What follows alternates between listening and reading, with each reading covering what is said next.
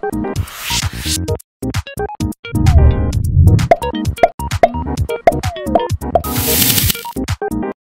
prázdninách sme späť. Tentokrát aj s novou grafikou, novým logom a s novým názvom. Od tejto chvíle sledujete školskú televíziu K2. Premiérovo pozdravujeme aj divákov, ktorí sledujú náš magazín na lokálnej televízii TV7. Milí diváci televízie K2, pozdravujem vás všetkých, ktorí nás sledujete. Toto sú Krabie deti z Prešova. Ja som Adela Banášová. Rozhovor s Adelou Banášovou uvidíte v ďalšom vydaní nášho magazínu. Teraz sa ale pozrime na slávnostné otvorenie školského roka 2015-2016.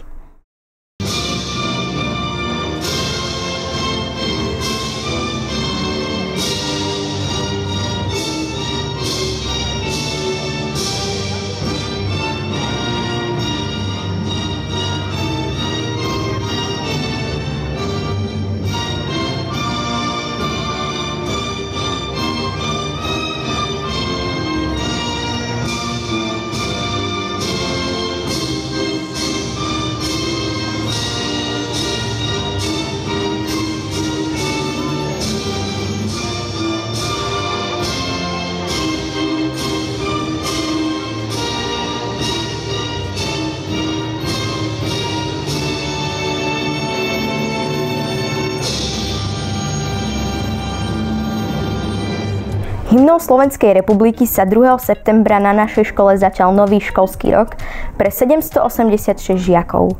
Obzvlášť výnimočný bol tento deň pre 111 prvákov, ktorí do školských hlavíc zasadli po prvýkrát. Žiaci pri prvom stretnutí rekapitulovali uplynulé 2 mesiace prázdnin a tak v priestoroch školy opäť zavládol typický školský ruch. Slávnostného otvorenia sa zúčastnil aj viceprimátor mesta Prešov Štefan Kužma, ktorý pozdravil žiakov a pedagógov a do ďalšej práce im zaželal veľa úspechov. Aby s takou radosťou chodili celý rok do školy ako dnes, i keď viem, že to bude veľmi ťažké, tým starším, aby tento školský rok bol lepší, priniesol lepšie známky ako ten predošlý. Deviatakov, aby každý z vás sa dostal na tú školu, ktorú máte vysnívanú, kde chcete ísť. Učiteľom veľa pohody a hlavne dobré nervy a rodičom veľa radosti, aby deti veľa radosti priniesli v tomto školskom roku. Nový školský rok so sebou obvykle prináša aj novinky v edukačnom procese. Na základe INECA, Inštitútu pre ekonomické a sociálne reformy, ktoré zverejnilo výber najlepších škôl v rámci Slovenska, dovolím si poznamenať, že naša základná škola získala 13. miesto v rámci hodnotenia najlepších škôl na Slovensku a 3. miesto získala v rámci Prešovského kraja. No a za mesto Prešov sme jedinou školou, ktorá bola hodnotená v tomto rebríčku ako jedna z najlepších základných škôl. Je to pre nás veľmi potešujúce, ale zároveň aj záväzujúce vlastne si to dobré meno školy udržiavať aj do ďalšej budúcnosti. No a s čím vstupujeme do nového školského roka? Určite, že vstupujeme s inovaným školským vzdelávacím programom, ktorý sa dotýka 1. a 5. ročníka. V tomto prípade, keďže zámer ministerstva školstva je posilniť edukačný proces v oblasti nielen jazykového, ale aj prírodovedného vzdelávania, tak naša základná škola posilňuje technické vzdelávanie tak trošku nadčasovo, pretože my sme s týmto zámerom ministerstva školstva už začali v minulom školskom roku. To znamená, že podpora technického vzdelávania je u nás na pravom mieste. V tom jazykovom vzdelávaní budeme hľadať nové inovatívne prvky, ako je napríklad využitie lektorov cudzojazyčných krajín a tak ďalej. Prichádzame s ďalšími novinkami do nového školského roka, ako je napríklad školský časopis v cudzojazyčnom vydaní. V oblasti mediálnej výchovy a mediálneho smerovania chceme troška zintenzívniť aj prácu našich detí v oblasti školskej televízie. Chceme mapovať život na škole touto televíziou, touto mediálnou výchovou. Vlastne deti sa učia tvoriť svoje scenáre, stand-upy, komentáre a vlastne tam rozvíjajú tú svoju komunikačnú zručnosť. Chceme vplývať na rodičov, aby sme tú rodinnú výchovu a tú komunikáciu výrazne posilnili. A tu bude aj zámerom našej školy, že naozaj viesť alebo mať nie len osobnosť absolventa tejto školy vzdelaného, ale chceme ísť aj do zámeru, aby to bol absolvent vzdelaný a absolvent s ľudskými hodnotami. Chcem popriať celému kolektívu zamestnancov školy a všetkým našim žiakom. Chcem poželať a taktiež aj vám, milí rodičia, veľa úspechov, veľa tvorivého potenciálu a hlavne, aby sme v zdraví a v bezpečí ukočirovali školský rok 2015 a 2016. Teším sa na spoluprácu a dovidenia. V rámci Európskeho týždňa športu, ktorý vyhlásila Európska komisia, naši žiaci vymenili učebnice za športové úbory. Európsky týždeň športu pripravila pre slovenských žiakov Národná lotériová spoločnosť Typos. Historicky prvý ročník sa uskutočnil aj na našej škole. Akcia takéhoto typu sa na našej škole koná po prvýkrát. Prečo ste sa rozhodli osloviť práve našu školu? Pozerali sme porovnanie škôl, čo sa týkalo rankingu jednotlivých škôl, ktoré boli zverejnené prednedávnom a vaša škola sa umiestnila medzi najúspešnejšími školami v Prešove, tak preto sme si vybrali vašu školu. A druhý dôvod bol ten, celkom prozaický, každá škola, ktorú sme oslovovali, by mala mať nejaký ovál alebo nejaký priestor na športovanie. Športové podujatie sa žiakom páčilo a trasu dlhú 1 km zabehli bez väčších problémov. Behalo sa super, dobre, že začalo pršať, aspoň sme sa nepotili a super sa behalo. Behalo sa mi veľmi dobre, aj keď som bol štvrtý. A získal som balóniky, diplom. Máte aj typických učiteľov telesnej výchovy.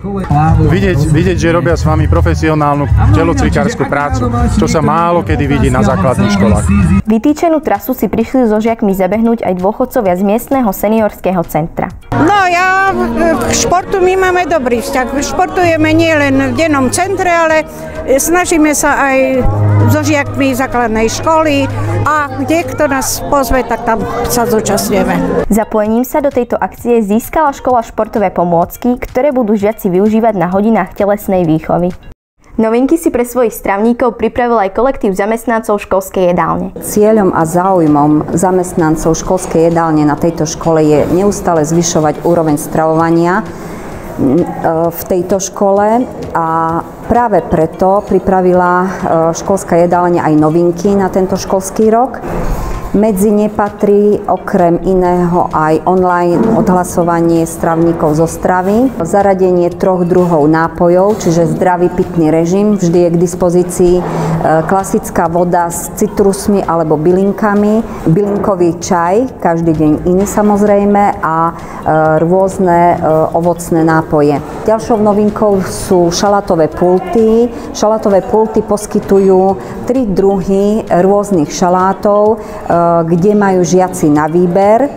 Dôležitý fakt je ten, že to dieťa, ak má možnosť výberu, potvrdzuje to aj psychológia, vždy skôr sa ponúkne z toho šalátu, ako keď mu niekto hotové a priamo nadiktuje, čo má jesť.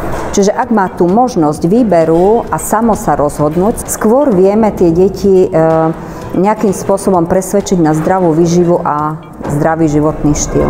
Veľmi dôležitým momentom je aj kultúra stolovania a práve z tohto dôvodu sme sa snažili pre nový školský rok zveľadiť prostredie školskej jedálne, či už pestrosťou farieb, skladbou farebnou, obrusov, dekoratívnymi drobnosťami na stoloch, aby sme tie naše deti naozaj vychovávali k kultúre stolovania hodnej 21. storočia. Naša škola dlhodobo posilňuje výučbu cudzích jazykov. Preto je širokej verejnosti známa ako jazyková. Počas týždňa európskych jazykov naši žiaci prezentovali svoje jazykové zručnosti a teoretické poznatky o cudzích krajinách. Pozrite si reportáž Lidy Vargovej, ktorá celú akciu mapovala. We have prepared many interesting activities. Welcome! Bonjour, soyez les bienvenus. Počas týždňa cudzích jazykov sa žiaci oboznámili s kultúrou francúzska, ruska, nemecka, španielska a anglicka, ktorých jazyky sa vyučujú aj na našej škole. Akcia prebieha takou formou, že žiaci nielen 2. stupňa, ale už aj 1. stupňa prichádzajú so svojimi vyučujúcimi do školskej knižnice, kde sú pripravené stánky a jednotlivých krajín a po týchto krajinách ich sprevádzajú ich starší spolužiaci, ktorí im rozprávajú zaujímavosti a pikošky o týchto krajinách, ktoré určite nevedia. Spolu so svojimi kreatívnymi kolegami sme v knižnici pripravili výstavky, ktoré reprezentujú rôzne krajiny, ktorých jazyky sa učíme. V knižnici žiaci môžu vidieť napríklad, čo sa týka Ruska, samovár, matriošky, Španielsko to je sombrero, pre Francúzsko sú typické syry, bagety, rôzne oblečenie krásne. Z anglickej kultúry môžu vidieť čaj, čierny čaj s mliekom, môžu ho dokonca aj ochutnať, takisto aj cookies. Vidia tiež krásne nemecké kroje, autá, ktorými je Nemecko typické. Bonjour! Dnes je francúzsky deň a my sme si pripravili francúzske raňajky. Typické francúzske raňajky sú sladké. Bageta, croissant, džem, med alebo nutella, ale samozrejme rôzne druhy syra. Pijeme chocolat au lait, čo je kakao. Bon appétit! Moja mamka si dneska na tieto francúzske raňajky pripravila banánový chlebík a slaninový chlebík.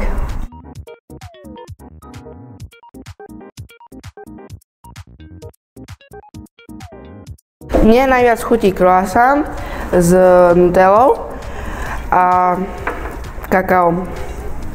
Ja si dávam bagetu s rôznymi druhmi syra.